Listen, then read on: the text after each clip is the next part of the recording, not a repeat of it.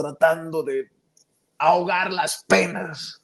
No, déjeme saludar a los maestros en la mesa de seguridad de todos los martes. Ya llegó el querido Paco Cruz, Francisco Paco Cruz, periodista de larga trayectoria, más de 47 años en el periodismo, autor de una larga lista de libros. Le recomiendo los dos más recientes, Las Damas del Poder y García Luna, el Señor de la Muerte, y orgullosamente miembro de esta familia sin censura. Primero te saludo a ti, Paco. Maestro, buenos días.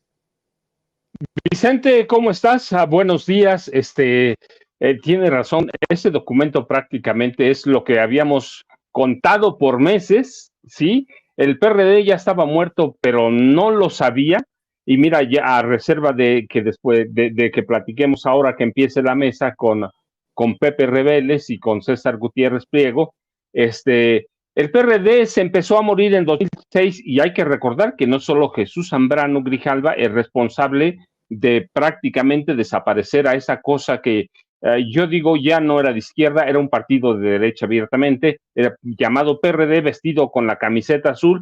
También fueron responsables todo ese clan denominado o tribu de los chuchos, Jesús Ortega Martínez, Carlos Navarrete Ruiz y Guadalupe Acosta Naranjo. ¿Sí? Es un conjunto de personas que llevaron a la desaparición del PRD y cada uno se debe acreditar. Yo me acuerdo 2006, fíjate ya, cuando Jesús Ortega Martínez de partida se iba a Morelia a ver a una mujer que se llama Luisa María Calderón Hinojosa, fíjate, y entonces pusieron el PRD al servicio del hermano de esta mujer, a Felipe Calderón Hinojosa. Pero bueno, ahorita entramos en materia, Vicente. Ahí están, no quiero hacer esperar a Pepe y menos tampoco al licenciado César Gutiérrez Priego, pero aquí estamos, Vicente, gracias. Ya que lo mencionas, hay una caricatura que acabo de publicar esta mañana, no recuerdo quién me la pasó, y dije, también la voy a publicar total, hablando de los chuchos y Felipe Calderón, la izquierda que le gustaba a Felipe Calderón, le podía picar y sonreían y estaban precisamente a la orden del comandante Borolas. Pero bueno, para hablar de esta y otras cosas, déjame saludar también al licenciado, querido amigo, el abogado César Gutiérrez Priego, experto en temas de seguridad nacional e inteligencia militar. Mi querido César, ¿cómo andas? Te saludamos con mucho gusto. Buenos días todavía. Vicente, con el placer de saludarlos como siempre. Y obviamente, pues todos los que conocíamos un poquito de lo que pasa en la política en este país sabíamos que el PRD iba a terminar extinguiéndose. Pasó de ser el partido que en el 2006 gana la presidencia de la República para que se la robaran a ser un partido sin importancia que se vendía al mejor postor, ¿no? Y coincido con Paco. Los chuchos fueron los responsables, junto con algunos otros personajes como Acosta Naranjo, que se terminaron vendiendo al mejor postor, ¿no? Y pues, obviamente el karma les llegó tarde, pero les llegó. Así es, mi querido César. Déjame también saludar al querido Pepe Rebeles, experto en temas de seguridad nacional y crimen organizado, escritor, gran maestro, más de 50 años en el periodismo. Le recomiendo su libro más reciente, Necropolítica y Narcogobierno, del querido Pepe Rebeles, a quien saludo con mucho gusto. ¿Cómo estás, Pepe? Muy buenos días todavía. Muy bien, muy buenos días, Vicente, y saludos a Paco y al licenciado César Priego, César Gutiérrez Priego también. Oye, Pepe, ¿tú te imaginaste algún día poder contar la muerte política del PRD? Y al paso que vamos, se va a cumplir lo que yo le decía al presidente en una mañanera. Oiga, presidente, usted ve que se muere también el PRI. Y me decía en ese momento, no va para allá la cosa. Pues creo que vamos más rápido de lo que nos imaginábamos, pero el PRD, bye, bye, los que hablan inglés, ¿no? Yo creo que el PRD ya estaba languideciendo, estaba muy grave ya para las elecciones y bueno, terminó por morirse porque era su destino después de que, como dice el licenciado César Gutiérrez Priego, se vendió al mejor postor, vio a ver dónde le convenía a afiliarse, juntarse con alguien que le levantara un poquito los votos y el ánimo, pero no lo encontró.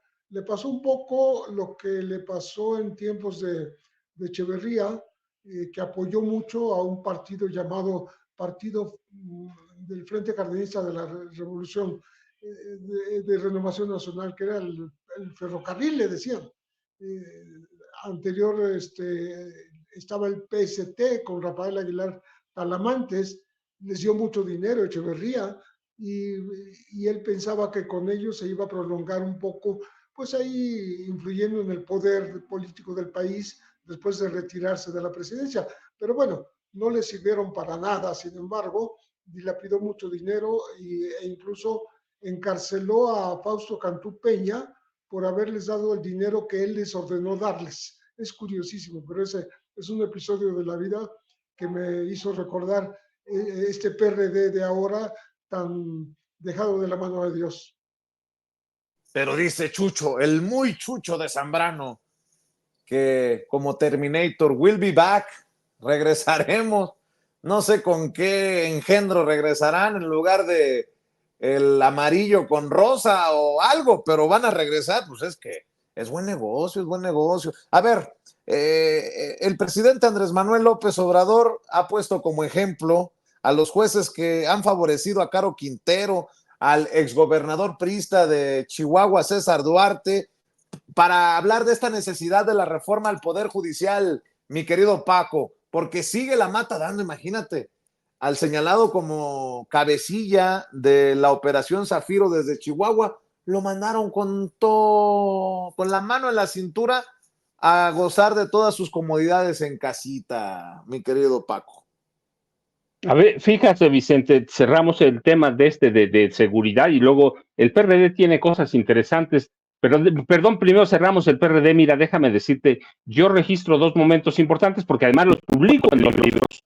En uno, primero hablo mitos, mentiras, secretos, y en García Luna, de la muerte. En 2005, finales de 2005, prácticamente quien ya coordinaba la campaña de Felipe Calderón Hinojosa le hacía todo el trabajo de inteligencia, se llamaba Genaro García Luna.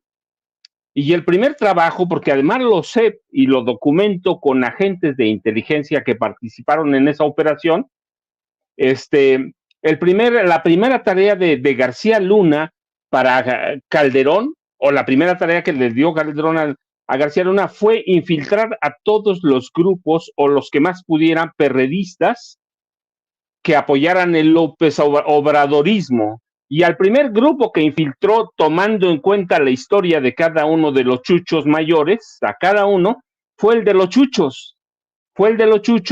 Así que de pronto, ya en la campaña de 2006, los chuchos dejaron de hacer campaña. Se iban a nadie me lo cuenta, yo la viví porque cubrí parte de la campaña. Se iban a sus casas, los mandaban a algunas regiones, no iban, se gastaban el dinero, es decir, los compró Genaro García Luna a nombre de Calderón. Y en algún momento le presentaron a Jesús, a Jesús Ortega, le presentaron a la hermana de Felipe Calderón. Así fue la relación y tuvo una relación bastante fructífera y una relación sentimental con ella, y luego tuvo acceso a Felipe Calderón. ¿Recuerdan el plantón de 2006? En la convocatoria al plantón en Paseo de la Reforma, sí, había organización, pero había desdén de muchos perredistas, pero el desdén mayor era de los chuchos. Y eventualmente, el plantón quedó con grupos de Guerrero, de Michoacán, del Estado de México, pero no había de la Ciudad de México, porque los chuchos se habían ido a trabajar con Calderón.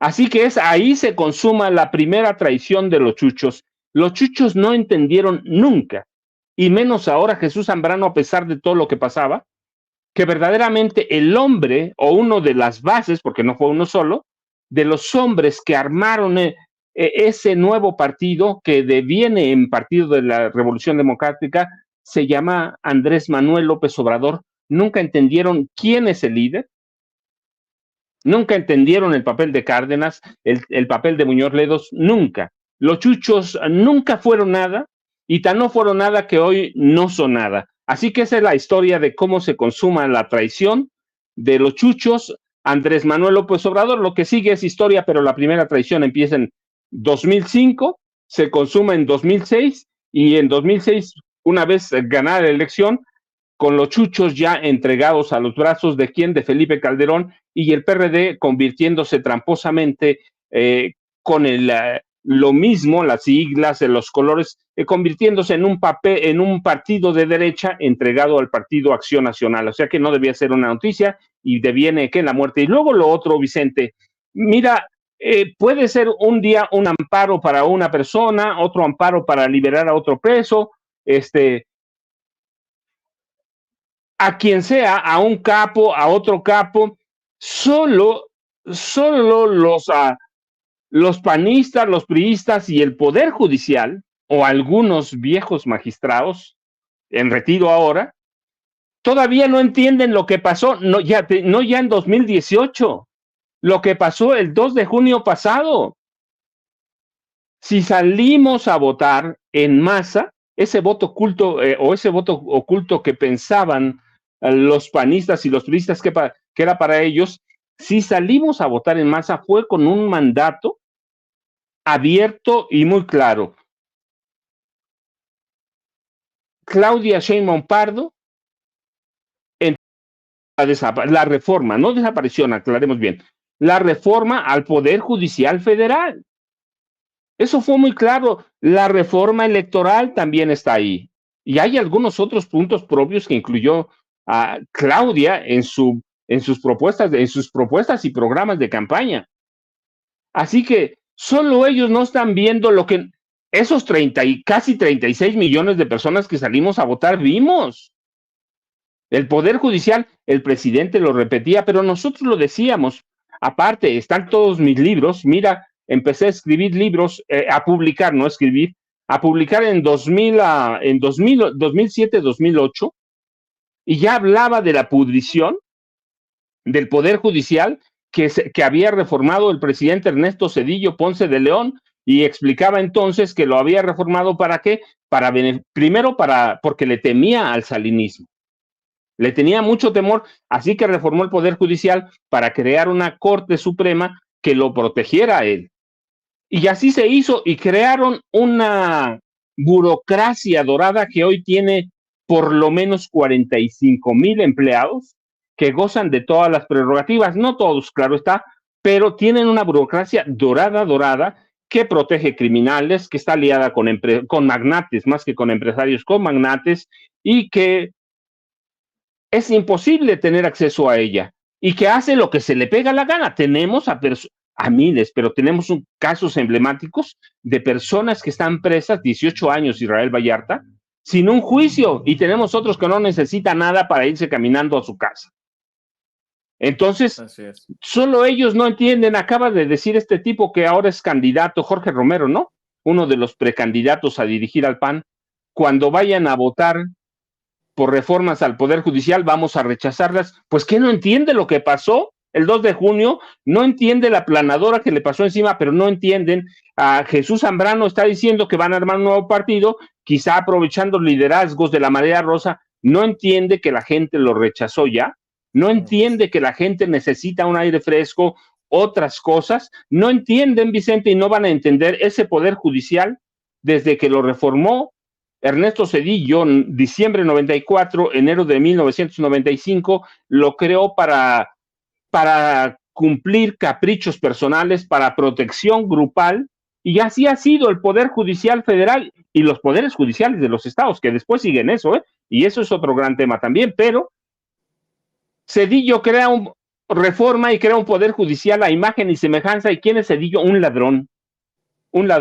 ¿Qué son los ministros de la Suprema Corte? La mayoría, no todos ciertamente, igual podemos decir de los magistrados, pero mira, yo lo he puesto como casos. Yo conozco casos, y seguramente el licenciado César Gutiérrez Priego conocerá muchos más, o Pepe conocerá también, que tiene más conexiones que nadie en este tema. Mira, yo conozco magistrados por ejemplo, que han resuelto casos a favor de trabajadores, cierto, pero las denuncias, pero las sentencias las guardan en su escritorio por años, las tienen ahí guardadas, y conozco, por ejemplo, un caso que ya ganó el trabajador, ya ganó todo, es de pensión además, fíjate. Lo tiene el magistrado, lo vio y le dijo, mire, ya lo tengo aquí, pero el día que tenga tiempo lo firmo. Eso ha pasado más de un año, ¿sí? Y seguramente César Gutiérrez Pliego conoce muchos más. Así que el Poder Judicial, ¿qué es? Fue un poder que se corrompió de raíz, un poder que necesita verdaderamente reformarse, que necesita verdaderamente entender a quiénes debe servir, y que nos cansamos ya de eso que están haciendo, y lo que no entienden el PAN, el PRI, ese cadáver que ahora es PRD, o magnates como Claudio X González, que votamos por un mandato, no solo por el segundo piso de la 4T, sino porque ese segundo piso contiene elementos que son fundamentales, y entre ellos, uno de los fundamentales es la reforma al Poder Judicial, el otro, la reforma electoral. Así que no van a entender, no entienden, por eso es urgente que haya una reforma al Poder Judicial, que se discuta así, que se discuta ampliamente, pero que la necesitamos, y por eso se votó, por eso salimos a votar, entre otras, casi 36 millones de mexicanos el pasado 2 de junio, Vicente.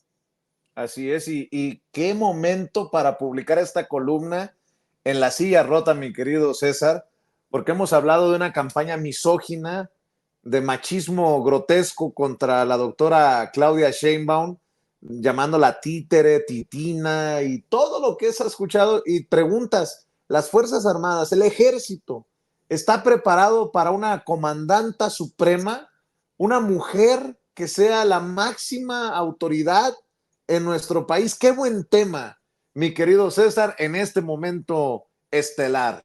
Cuéntanos. Fíjate, Vicente, creo que el tema era importante. Se estuvo utilizando para mucho golpeteo por parte de algunos comentócratas que quieren hacerse como si fueran especialistas sobre el tema. Y la realidad es que la Secretaría de Defensa Nacional, incluso en este sexenio, tuvo una reingeniería político-administrativa en la cual el ejército deja de ser la parte fundamental de la Sedena para convertirse en una comandancia general. Y obviamente, pues fue de alguna forma quitar el peso del mando operativo al secretario de Defensa Nacional por medio de un Estado Mayor conjunto. Eso es la parte técnica, pero lo que te demuestra es que el personal militar sí se fue preparando y adaptando para lo que esta nueva vida de interacción con el mundo civil les está dando. ¿Por qué? Porque ellos tuvieron cerca de 2 años para irse preparando, entendiendo que existía la posibilidad de que la doctora Claudia Sheinbaum fuera candidata a la presidencia de la República y con amplias posibilidades de ser presidente de México. A mí, desde el día 1, yo dije que no iba a haber ni siquiera una competencia y que para mí era muy claro. Fui de las pocas personas que abiertamente dijo que ella estaría rondando los 35 millones de votos, y recibí cientos de mentadas de madre en las redes sociales, pero siempre se dice lo que uno cree de acuerdo al análisis. Y explico, ¿no?, cómo se fue dando este cambio de paradigmas en la misma Secretaría de la Defensa Nacional y cómo ellos se han ido preparando para poder tener por primera vez una comandante suprema de las Fuerzas Armadas. Cómo se da este cambio de paradigmas, cómo la reingeniería de la Secretaría de la Defensa Nacional se da al grado de que, bueno, posiblemente a lo mejor en un futuro veamos a un civil encabezando la Secretaría de la Defensa Nacional, ¿no? Entonces, creo que es importante que la gente esté en oportunidad, lo lea un poco. Sé que muchas veces la gente se siente lejana a las Fuerzas Armadas. En estos tiempos modernos que hay tanta interacción, me parece que el personal militar, aunque no le gusta mucho convivir con los civiles, en específico con los políticos, sí entienden que es una necesidad tener una buena relación cívico-militar. Y creo que los resultados están ahí, los vemos todos los días, son palpables. Y además porque hay que entender algo, hay muchas reformas que vienen y que todas van encaminadas hacia lo mismo: mejor procuración de justicia, mejores resultados en materia de seguridad, y la Secretaría de la Defensa Nacional me parece que va a jugar un papel fundamental, y más bajo el mando de una comandante supremo de las Fuerzas Armadas. ante un acto violento, asesinatos en Guanajuato, nuevamente Guanajuato.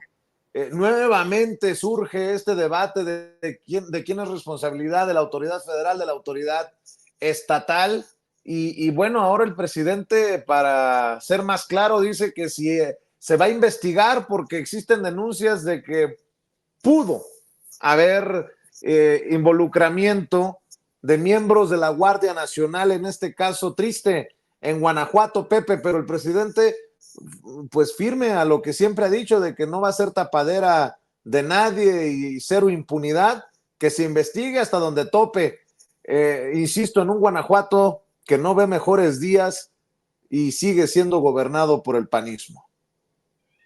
Es muy importante lo que está diciendo de investigar y llegar hasta el fondo, porque justamente la Guardia Nacional es el cuerpo emblemático de este sexenio, que no ha sido señalado con frecuencia de estar actuando de manera indebida, o sea, atacando a la ciudadanía, ¿no? Y aquí se le quiere involucrar y bueno, más vale una llamada a tiempo, más vale una investigación profunda en el momento preciso que hay que hacerla para evitar que esto se desboque, ¿no? Porque si hemos tenido, por ejemplo, en Tamaulipas, abusos de la Armada y abusos del Ejército, muchas veces denunciados por parte de los organismos civiles y defensores de los derechos humanos, pues no es conveniente que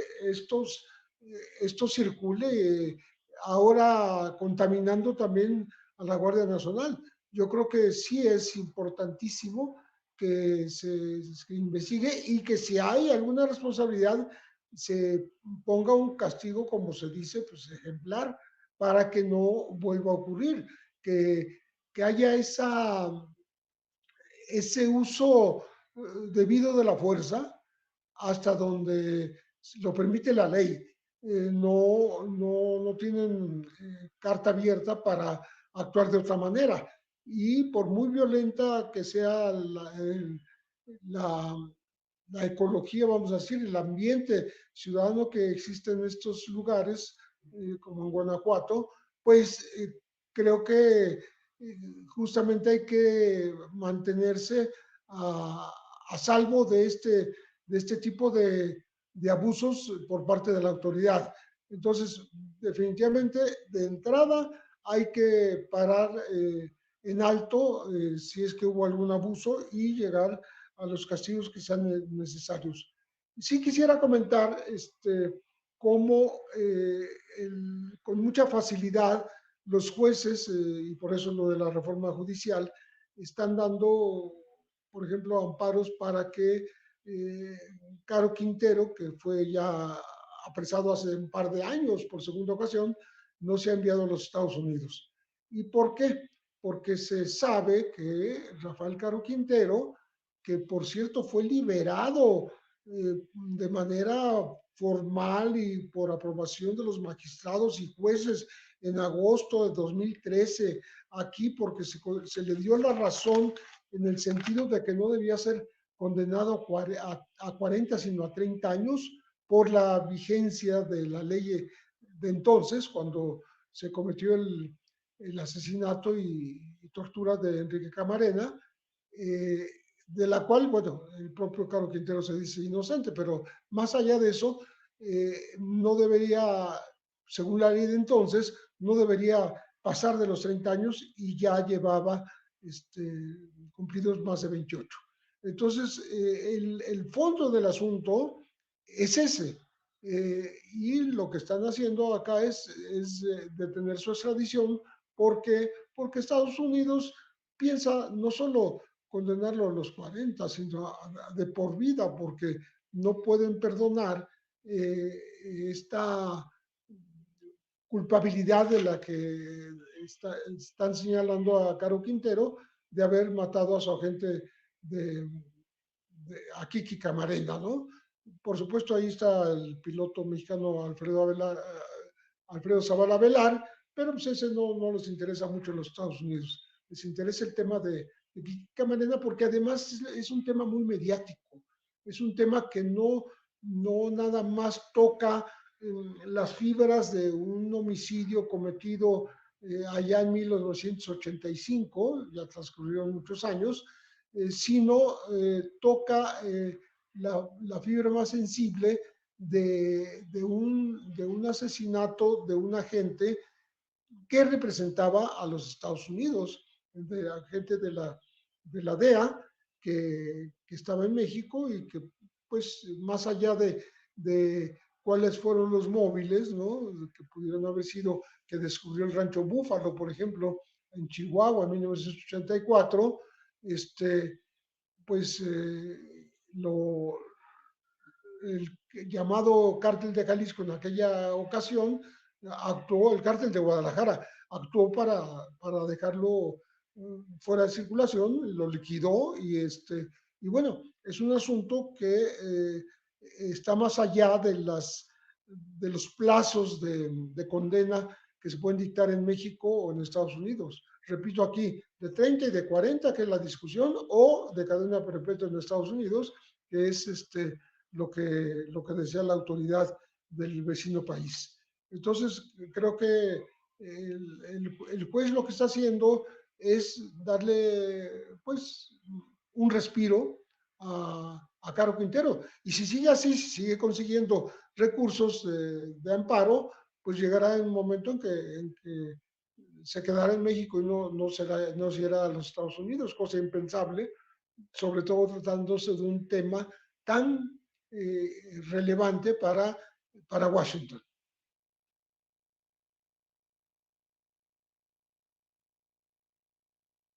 Tenía por alguna razón el micrófono cerrado, no me escucharon por ahí. Les quiero saludar primero, queridos compañeros. Tuvimos un problema con la comunicación con Vicente Serrano. De pronto lo perdimos por ahí, pero ya estamos aquí de vuelta.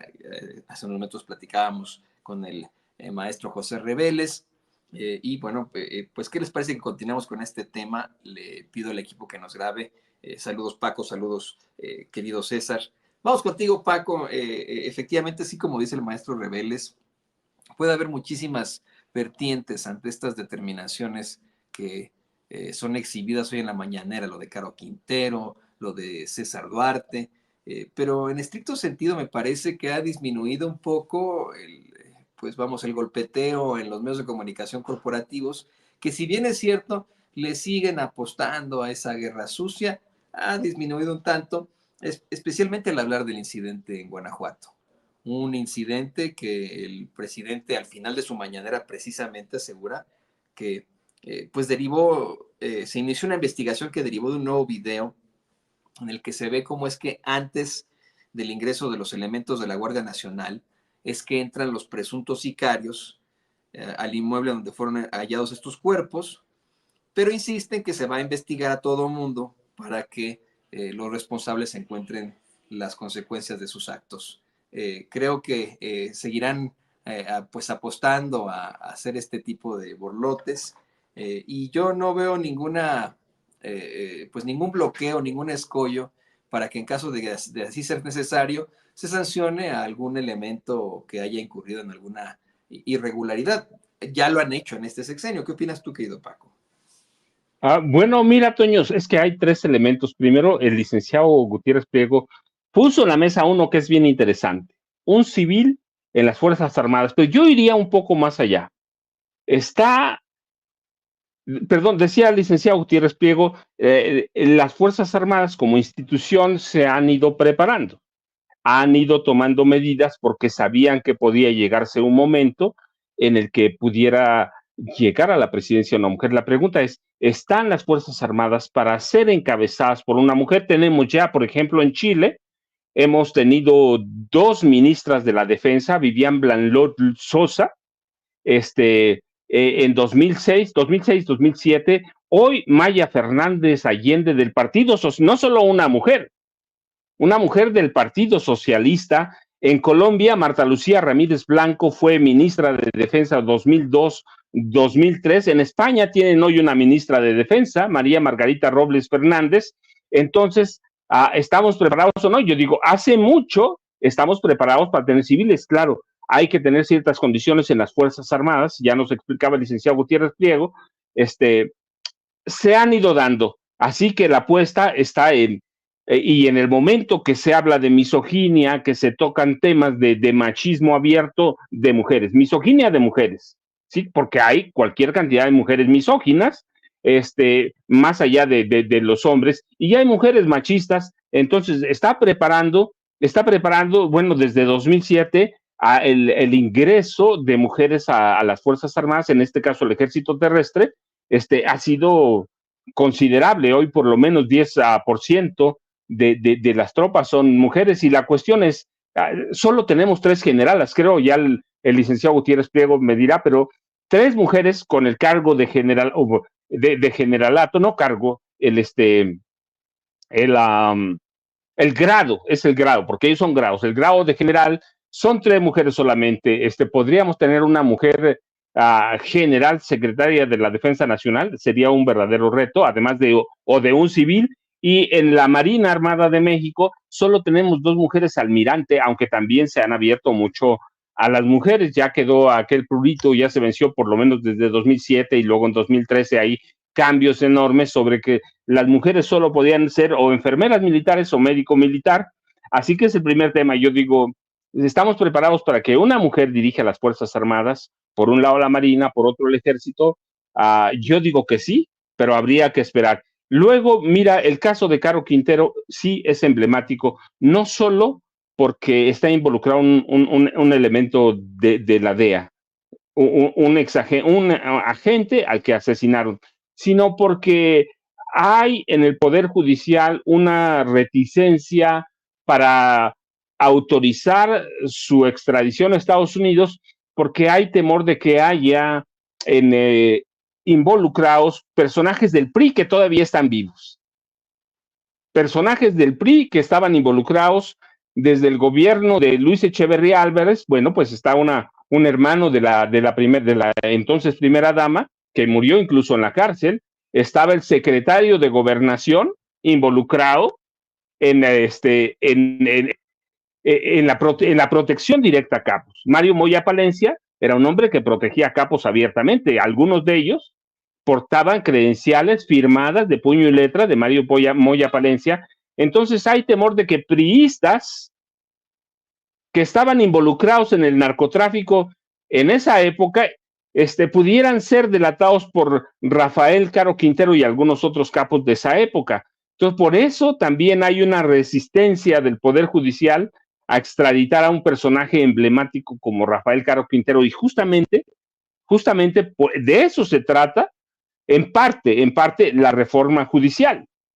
¿Hasta dónde vamos a avanzar? No lo sé, pero hay que esperar a septiembre, ya lo dijeron, van a prolongarla o a llevar la discusión cuando empiece la nueva legislatura. El 1 de septiembre empieza, tienen un mes con el presidente López Obrador. Sí se va a hacer posible en ese momento, no lo sé, pero el 1 de octubre toma posesión Claudia Sheinbaum Pardo, así que es interesante del punto que veamos una reforma al Poder Judicial, es bien interesante desde donde se vea. Y lo de la Guardia Nacional, Pepe tiene razón, tiene que haber, no importa en qué grado se pueda vislumbrar o deslizar un involucramiento de la Policía Nacional, que es la Guardia Nacional, en algún acto como en alguna masacre, en alguna matanza, cualquier acto que sea abuso de poder, abuso de autoridad, pues se tiene que investigar inmediato. ¿Por qué? Porque se supone que está en camino de conformarse una gran Policía Nacional que va a ayudar al siguiente gobierno de Claudia Sheinbaum Pardo a combatir problemas como esos, y tiene que ser una policía verdaderamente que tenga respetabilidad, que tenga confiabilidad y que tenga credibilidad. Así que un caso, no importa que sea uno de abuso, de lo que sea, se tiene que investigar de inmediato, Toño, y seguir adelante. ¿Por qué? Pues es lo que necesita este país, y ese es el voto que dimos el pasado 2 de junio, Toño. Muchos temas interesantísimos, querido Paco. Fíjate que, querido Paco, querido César, querido maestro Reveles, estoy en estos momentos en México por varias circunstancias. importantes. Bueno, primero sí fuimos a cubrir esto, el fraude en Jalisco. Y justamente pues, estoy en casa de mis papás porque también pues hay una situación ahí de salud. Como ustedes bien saben, mis papás también pertenecieron al ejército. Mientras platicaba esto César y el querido Paco, mi mamá me dijo que no, por supuesto que efectivamente las mujeres, el ejército está preparado para cualquier mujer general, se le respeta a la mujer por su grado. Me recuerdan que fue en 1973 cuando llegó la primera generación de médicas militares. A partir de ahí se dio. También me recuerda el caso de la madre Cuca, ¿no? La primera enfermera militar.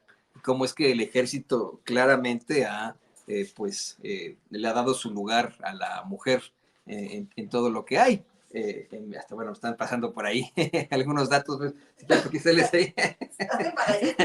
sí, sí, y por ahí ya vieron por ahí a mi papá están muy interesados en este tema, como seguramente usted que nos ve, que nos escucha ahí en Sin Censura, pero efectivamente pues es algo que para lo que está preparado el ejército, digo, son casos muy interesantes. Y también, César, pues te quiero preguntar tu opinión sobre los hechos violentos en Guanajuato. No he leído hasta ahora tu columna, la vamos a leer, ¿no? Por supuesto, y la voy a seguir ahí difundiendo, pero también danos tu opinión sobre los hechos violentos en Guanajuato, esta determinación de un juez ahí es que están allí papás y me da mucho gusto, ¿no? Hace mucho que no los veía y está muy, muy bueno esto. El hecho de que pues, los jueces sigan actuando en función de los criminales de cuello blanco, los criminales del Foro Común, querido César.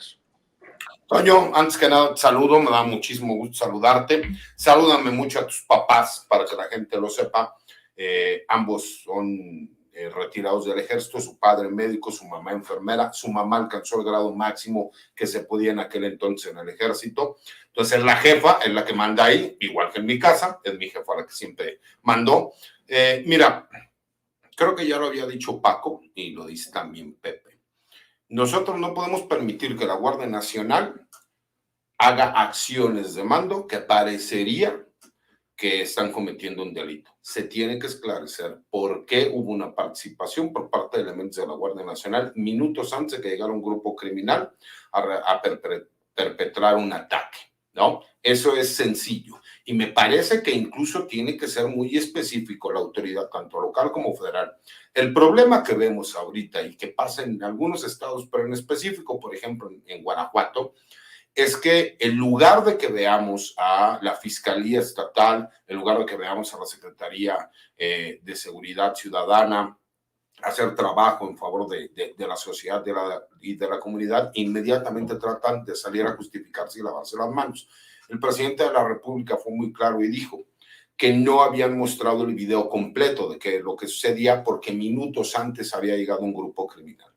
Trataré de ser cauto por eso en el comentario, pero eso no exime que el hecho de que si existe alguna responsabilidad por parte de los elementos de la Guardia Nacional, se tiene que investigar, se tiene que llegar a las últimas consecuencias y de demostrarse que ellos tuvieron participación en un hecho con apariencia de delito, se les tiene que dejar como precedente todo el rigor de la ley. Me parece que ellos tienen que ser el ejemplo. Respecto al Poder Judicial, desafortunadamente, mi querido Toño, y son de las cosas que no entiendo, como hay juristas que incluso no saben o no entienden y que criticaron toda una campaña a la presidencia de la República de la doctora Claudia Sheinbaum cuando ella el 5 de febrero dio a conocer cuáles eran los puntos que planteaba para, pues, si ella ganaba la presidencia de la República, qué es lo que buscaría y cómo gobernar. Me parece que es necesario, incluso el mismo sindicato del Poder Judicial, los abogados postulantes o litigantes, como se le conoce, sabemos que es necesario una reforma al Poder Judicial, tal vez no exactamente como la propone la Presidencia de la República, pero me parece que es obligatorio, porque yo le pregunto a la gente que ha tenido la mala fortuna de tener que ir a un juzgado, ¿qué ha pasado? ¿Cuánto tiempo se han tardado en poderlo resolver? ¿Cuánto dinero les ha costado? Porque para que se presente una notificación hay que dar una dádiva. Para que se haga un oficio hay que dar una dádiva. para que el acuerdo salga en los tiempos que tiene que salir, se tiene que dar una dádiva. Ya olvídate de corrupción o no corrupción, esa es la famosa corrupción institucionalizada, ¿no? El que dejas para un refresquito para que te tomen en consideración antes o al mismo tiempo que a los demás, porque si no, te quedas ahí en la lista, ¿no?, de los que esperan justicia y que nunca llega.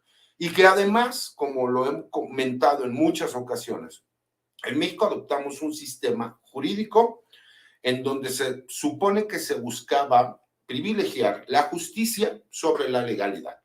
Pero cuando nosotros, por ejemplo, en materia penal, le quitamos a ese sistema el que un jurado popular, un grupo de comunes, de gente que no conoce de derecho, termine juzgando a un par, ¿no?, a cualquier otro ciudadano, y que determine sin conocimientos jurídicos, porque se supone que para eso está el juez y las partes, ¿no?, el fiscal y la defensa, que son los que ponen la parte jurídica, el juez controla el proceso, pero que serán ciudadanos comunes los que determinen de forma unánime si la persona cometió el delito o no.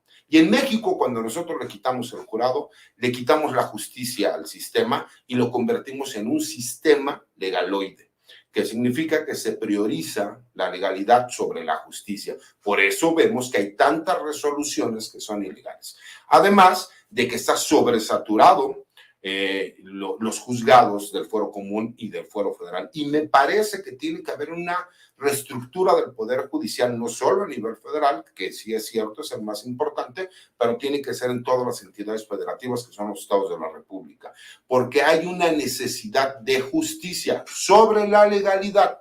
Imagínate escuchar a un ministro en retiro decir que si hubiera una reforma constitucional, la misma podría ser inconstitucional. Híjole, desde ahí dices, por el amor de Dios, que le vendan espejitos a quien no conozca del tema, pero los que sí conocemos, pues obviamente sabemos cuál es el alcance, ¿no?, de una reforma constitucional, y más con lo que se busca, porque incluso escuchamos a la presidenta, virtual presidenta, la doctora Claudia Sheinbaum, salir a decir que existirán foros en donde pues, los abogados tendríamos que participar, los colegios de abogados tendrían que participar, la misma Suprema Corte de Justicia tendría que participar, el sindicato del Poder Judicial ya mencionó que sí quieren participar, ¿no?, las grandes universidades. ¿Y por qué lo digo así, mi querido Toño? Me parece que es necesario que exista incluso un órgano que regule el buen actuar del Poder Judicial. No puede ser posible que ellos mismos sean juez y parte. Y no es posible que exista tal impunidad. Y además tienen que ser mucho más cercanos a la gente. ¿Por qué lo digo así? Es increíble que la gente no entienda las resoluciones. Una de las personas que decía, es que el pueblo de México es ignorante, no se dan cuenta que van a acabar con el Poder Judicial y con la Suprema Corte de Justicia de la Nación. Con el debido respeto, la gente no va a querer un cambio cuando están acostumbrados a que cada que han caído en un problema jurídico pasan años, años y años y no se resuelve nada, les cuesta muchísimo dinero y al último, teniendo ellos la razón, por un tecnicismo legal le terminan dando la razón o a la contraparte o al gobierno en contra de los intereses de particulares. Y eso no puede ser posible, mi querido Toño, porque lo que se demuestra es que si hay dinero y hay recursos, entonces sí hay la posibilidad de obtener buenos resultados. ¿Cómo es posible? Para que la gente lo sepa. Ricardo Salinas Pliego, su empresa, debe dinero en los Estados Unidos. Y en Estados Unidos se ordenó que se embargaran las propiedades de Ricardo Salinas Pliego.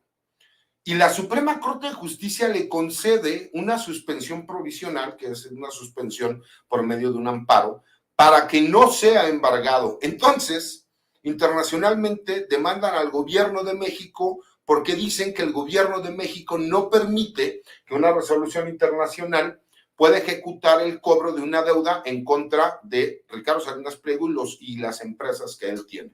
Y el gobierno mexicano dice, bueno, pues es que hay diferentes poderes en nuestro país en donde el Poder Judicial es un poder independiente. A ese grado hemos llegado. Hemos llegado a ese grado, ¿por qué? Porque simple y sencillamente, si no existen órganos de control que supervisen el trabajo del Poder Judicial, pues desafortunadamente caemos en la anarquía. Y te lo puedo decir, Toño, abiertamente, yo he sufrido las consecuencias de mi activismo respecto a la reforma judicial. He tenido problemas con muchos jueces por el hecho de que abiertamente me lo han dicho, pero usted es de los que quiere que exista una reforma judicial. Por supuesto quiero que exista una reforma judicial porque me parece que todos los poderes son perfectibles, pero el poder judicial es uno de los que más necesitan una reforma judicial y que incluso ellos mismos la quieren.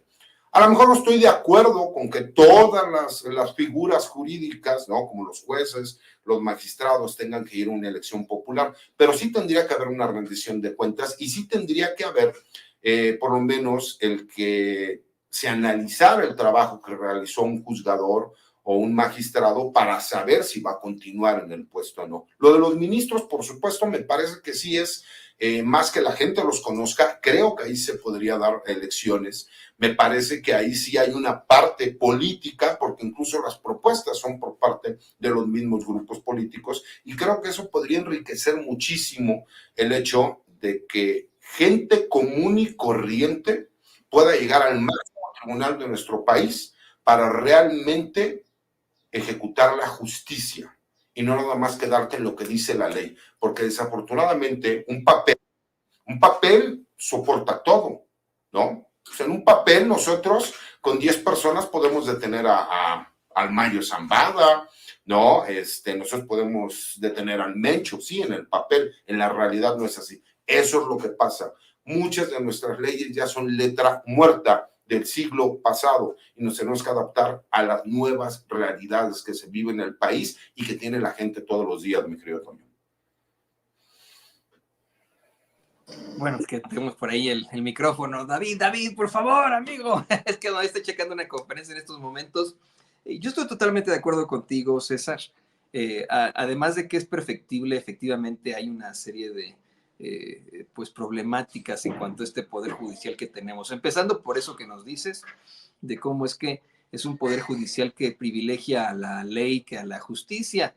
Y es algo que viene, en mi opinión, por dogma de muchos colegas tuyos, de muchos abogados, que todavía hoy están convencidos en que la ley es la ley, dura lex et lex y se acabó.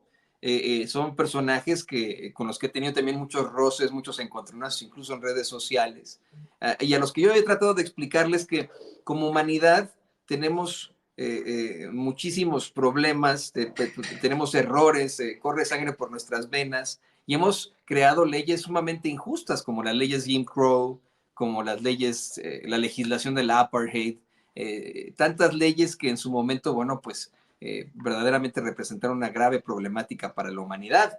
En México, y hablando, por ejemplo, de expriistas como Erubiel Ávila, durante ese sexenio que tuvo este infame personaje, Erubiel Ávila, pues incluso llegó a tener ahí su propuesta de que los maestros que protestaban en contra de la reforma educativa y que no fueran a clases, fueran arrestados, ¿no? O sea, cosas que van en contra de nuestros derechos fundamentales, por lo que efectivamente yo lo que creo es que para poder convencer a pues ese poder judicial, y le pido al equipo que nos grabe para también escucharlo a usted, maestro Reveles, para poder convencer a ese poder judicial, ahora que la doctora Claudia Sheinbaum planea y abre la posibilidad de dialogar con miembros de ese poder judicial, tendríamos que ir a la raíz, directamente a las universidades, a cambiar la idea, porque desde las universidades se plantea eso: la ley es dura, pero es la ley, y la ley está por encima de la justicia, y no debería de ser así. ¿Qué opina usted de esto, maestro Reveles? Sí, yo quisiera comentar cómo hay gente que todavía no entiende que pues terminó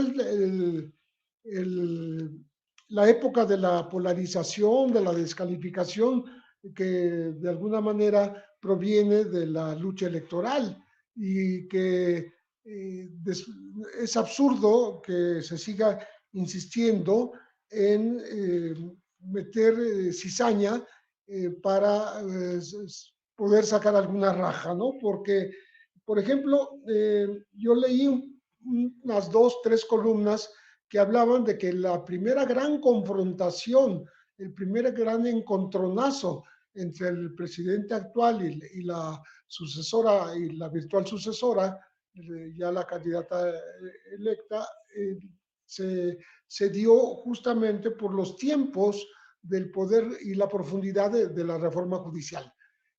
Y me parece que la reunión de ayer por la tarde desmiente toda esa elucubración con respecto del encontronazo, porque fue pues como nunca, bastante tersa, ¿no? Sin, sin, sin reconvenciones, sin rodeos, sin siquiera diferenciación en las fechas en que se está planteando, ¿no?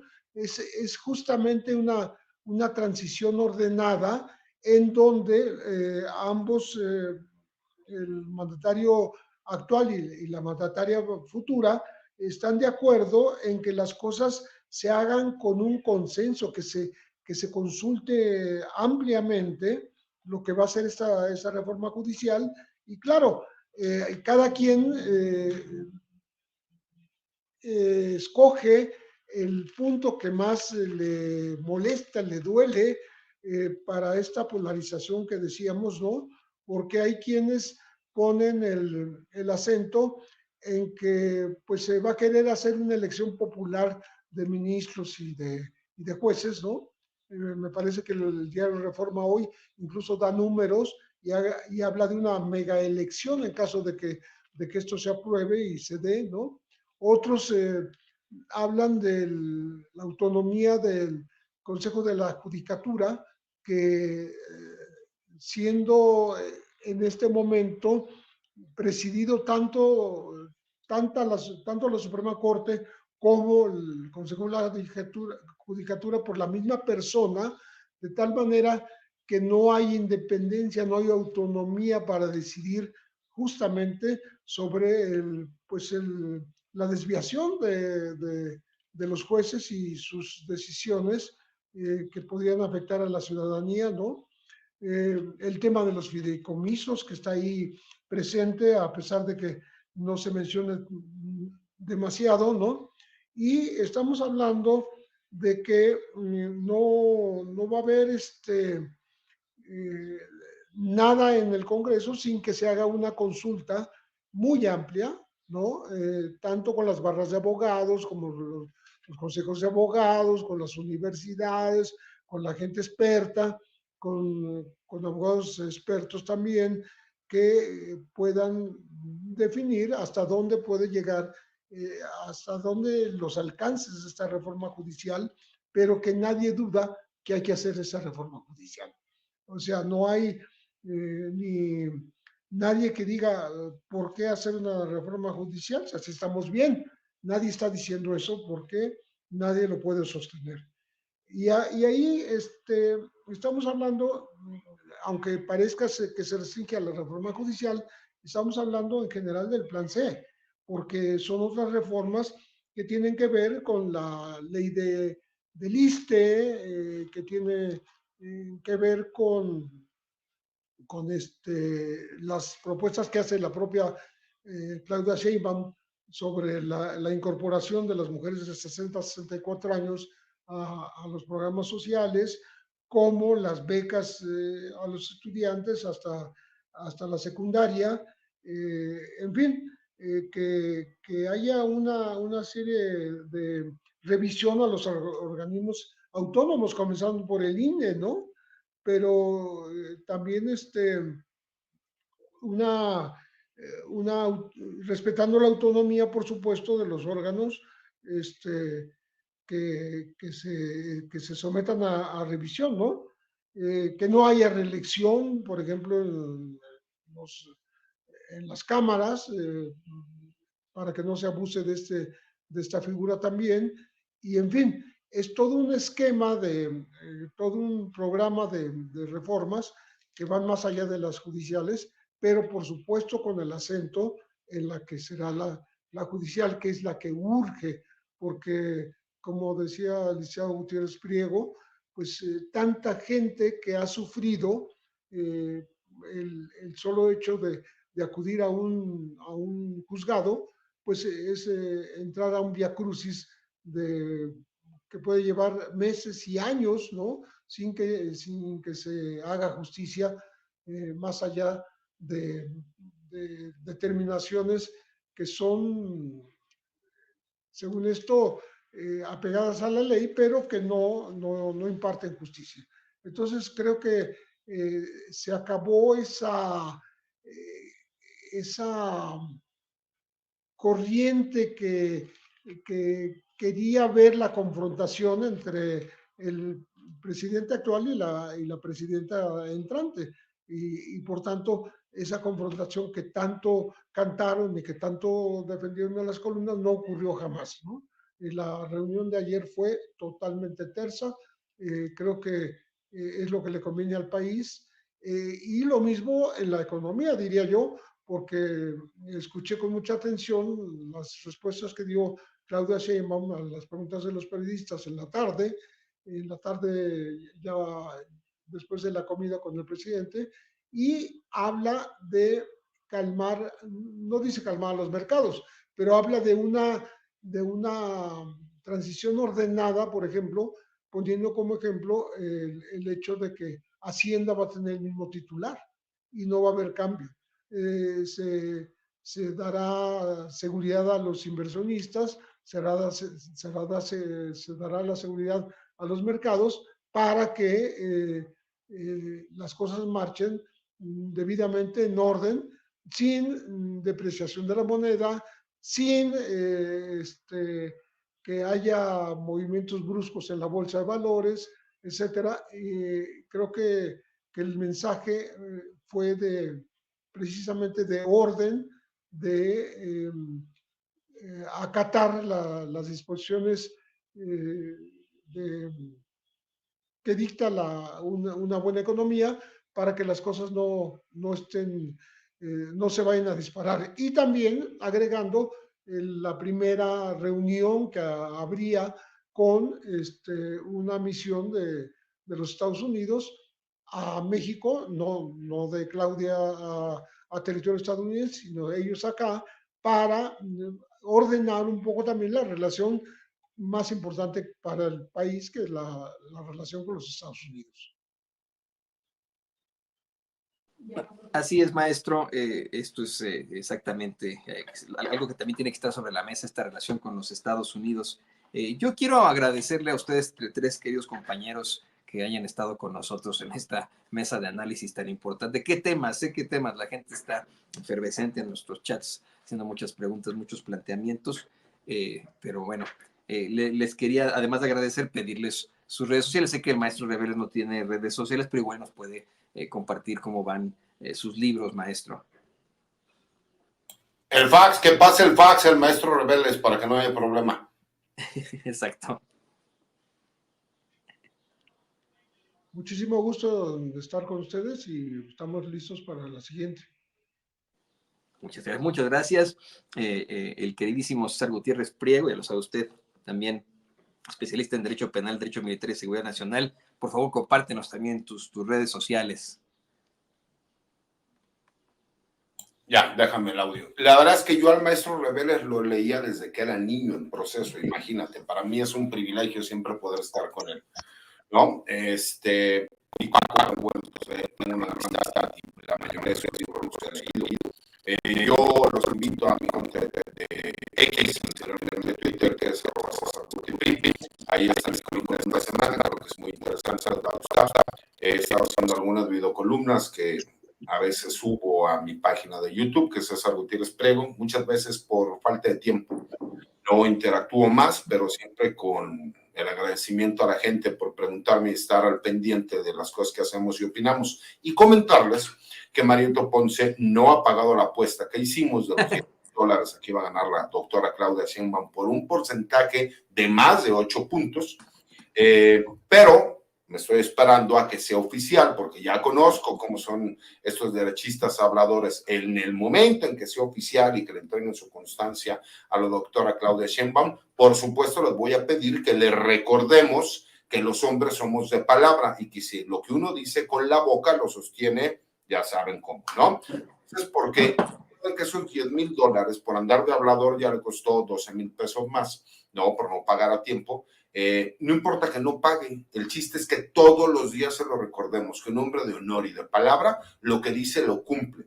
Y yo le di 8 puntos de ventaja, porque yo estaba seguro que la doctora Claudia Sheinbaum iba a ganar por 20 puntos de ventaja. La verdad es que me sorprendió, fueron 30, pero muy grata sorpresa. Y agradecerles la oportunidad de vernos. Le mando un abrazo a todos los del chat. Le mando un abrazo a tus papás, mi querido Toño. Diles que por ahí hay pendiente una posada de Navidad. Este año sí se haga, ¿no? Y como siempre, un placer y un privilegio poder estar con ustedes. Regresaré para que se dé no solamente esa posada, sino más circunstancias. Estamos, bueno, pues en periodo de convalecencia, pero pues mejor una carne asada, a la que todos ustedes estén invitados, compañeros. Aquí en ustedes, César Gutiérrez Priego, y aquí están mis papás, los saludan a los tres los admiran mucho, a ti, César, al maestro Reveles, y por supuesto a Paco. Paco, también, por favor, compártenos tus redes sociales. Toño, pues yo un abrazote para ti, para tus papás, que no los conozco, pero por aquí aquí estamos. Un abrazote para César, un abrazote para Pepe. Y como dice César, mira, para no sentirme tan viejo, cuando yo era jovencito también leía a Pepe, y yo lo recuerdo de vez en cuando. Todavía tengo el número 2 de Proceso, donde Pepe hace un análisis sobre algunos obispos. Así que no me quiero sentir tan viejo, pero un abrazote, muchas gracias. Y hay muchos temas que vamos a tratar seguramente la semana próxima, porque esto va a estar interesante hasta el día de la toma de posesión de Claudia Sheinbaum Pardo. Y les pido sobre todo que eso es para mucha gente lo que va a marcar este gobierno, el despido o la despedida de Andrés Manuel López Obrador, Toño. No, en mi caso muy personal, a mí me llegó a estudiar, yo le digo maestro al maestro Reveles, porque yo lo llegué a estudiar en la Septien en varios semestres, muchos de sus textos. Pero bueno, aquí están estos tres grandes en Sin Censura, a los que les agradezco, los periodistas Francisco Cruz y José Reveles, así como el abogado César Gutiérrez Priego, aquí en Sin Censura. Muchas gracias, queridos compañeros. Gracias. Gracias. Y le pido al equipo que nos